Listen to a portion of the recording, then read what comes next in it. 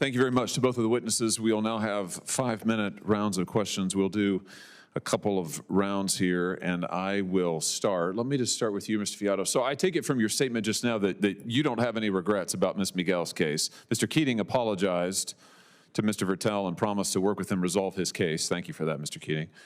I didn't hear anything to that extent from you, Mr. Fiato. So you think Allstate handled it just fine? No, I stated in my statement that I regret that Ms. Migal is unhappy with the Yeah, well, that's like saying, I'm sorry you're unhappy, right? That's, I apologize, but I don't apologize. Would you like to apologize to her now? Maybe I just misunderstood her. I would like to say, is Ms. Migal here? You go ahead. I'm sure she's watching. Hi, Ms. Migal. I'd like to say, I want to make sure that we get your claim resolved to your satisfaction. And if there's additional information or things that we can do to continue to work with you, we'll do that.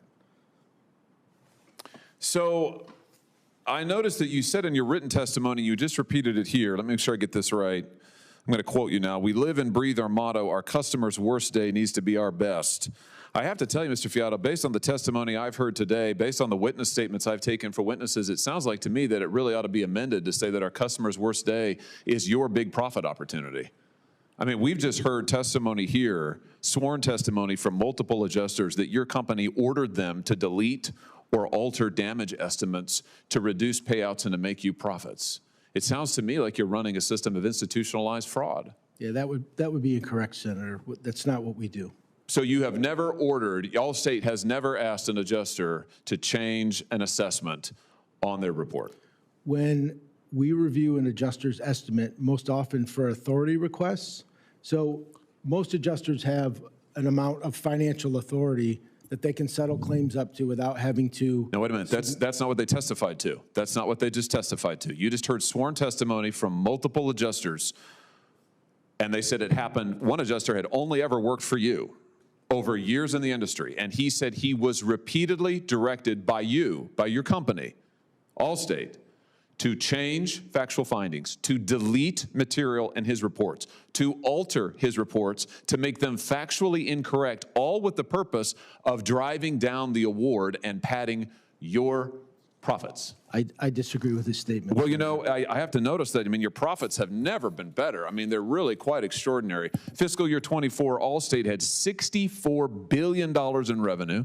That's 12% above the previous year. You made $4.6 billion in profits. And your CEO, Tom Wilson, last year was paid $26 million. Now, Ms. Migal can't get her claim paid out, but Tom Wilson, whoever the heck he is, gets $26 million. I mean, that's really extraordinary. Do you not have the money to pay people like Ms. Migal? Why is she not a priority, but Tom Wilson's salary is? We've paid Ms. Migal's claim. No, you didn't.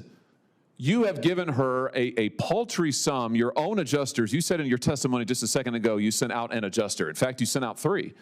And 2 of those adjusters testified just now under oath that your company ordered them to alter their reports against their will, contrary to their advice, and in fact to render them factually inaccurate. That's extraordinary. I disagree with their statement. You disagree that's what they said? I disagree that that's our process. So they're lying. That's what you're saying. I can tell you that, for example, Mr. Schroeder wrote 15 estimates for us. None of those were reviewed by Allstate. Listen to another piece of testimony from another witness. This is a whistleblower report that has come in to us. This person says, I've dedicated my entire adult life to the claims adjusting world in numerous roles. I worked for Pilot and Allstate for 12 years as an independent adjuster. I work claims all over the country regularly throughout the years, and I have watched the progression and controlling nature of claims worsen progressively.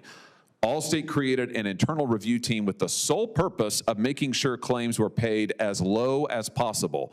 Allstate reviewers instructed adjusters to alter and delete factual findings in their estimates to drive down the cost of the claim.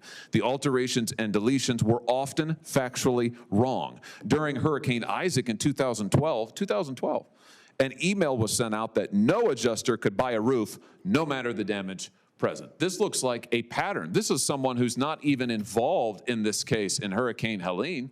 We've heard from person after person. All this testimony is on the record. It sounds to me like your company is running a racket, and you're making more than you ever have. Those are not our processes, Senator. But multiple people have testified that they are. In fact, this really all goes back to a strategy that your company pioneered with the McKinsey company back in the 90s. Isn't that right? Let's just take a look here at what McKinsey advised Allstate as early as the 1990s. You went to McKinsey and asked them, how can we get rich? And McKinsey gave you this advice. Sit and wait. They said, delay, delay, delay. It's a zero-sum economic game. There can only be one winner, and the winner's going to be Allstate. It's not going to be the policyholders. And then good hands or boxing gloves. McKinsey suggests Allstate make a low offer on a claim, like you did to Ms. Migal. And then if the policy owner has the temerity to protest, you go after him hard, just like you did to her. Her home hasn't had one lick of work done on it, not one lick. And yet you sit here today and say you're sorry she feels badly about it. I mean, this is really your strategy, is it not? And it's made your company just filthy rich. That report is over 25 years old. And you've implemented it to the T in those 25 years. We've had multiple departments of insurance indicate that this is not an issue or we're doing anything untowards. What do you mean it's not an issue? You're saying that you don't follow McKinsey's advice? That's not the way we handle claims. You've never done it this way? You didn't go and seek their advice? I've been at Allstate for about a year and a half. I can't speak to what happened 25 years ago. Oh, I see. This all predates you. You don't know anything about it. I don't know anything about the McKinsey report. No, of course. Right. Deny, delay, right? It's the same tactics over and over. Let me ask you, do you ever engage in retaliation for employees who come before committees like this one or who raise objections to what you're doing, to the fraud that you're engaged in? Would you ever retaliate? It's a hypothetical question, but the answer it's not hypothetical, but go ahead. What's the answer? The answer would be, of course not. Well, we just heard sworn testimony from Mr. Milliken that you have retaliated against him, that he has been informed by Allstate that he is not going to be doing any further work. I see your suits behind you are shaking your heads. No. Allstate didn't have any communication with... Never had any communication with Mr. Milliken on this subject. You're under oath now. Of this specific, we've communicated with Mr. Milliken for many times. He's worked for Pilot for 8 years. It sounds like now we're prevaricating. No, we're not. Now we're prevaricating. So my question is, have you retaliated against Mr. Milliken? Of course not. Did you tell Mr. Milliken that he won't be doing any further cases with Allstate? Not that I'm aware of. Not that you're aware of. Of course not. Have you taken you or Allstate taken any adverse action against Mr. Milliken ever at all? No. Have you done that? Has Allstate ever done that against any other employee? I can't answer that question. I can only answer what I've done. No. In fact, you've been sued multiple times in court after court after court for retaliation. You've been sued for fraud successfully time after time after time. Mr. Fiato, I have to tell you, I find your testimony absolutely stunning here today. I can't believe after what we've heard, I can't believe after what Ms. Migal has been through that you would sit here and insist that everything is fine and above board. I can't believe that this pattern of fraud that you would have nothing to say about and these outrageous profits. I mean, don't you think that your policyholders deserve better than this? I'm not sure what the question is, Senator. Don't you think they deserve better than what you're giving them? That's my question. I think we do our best to service our policyholders every day. Oh, I think you do your best to make profits, and I think you're very good at it. And I think your policyholders are getting the shaft. Senator Kim.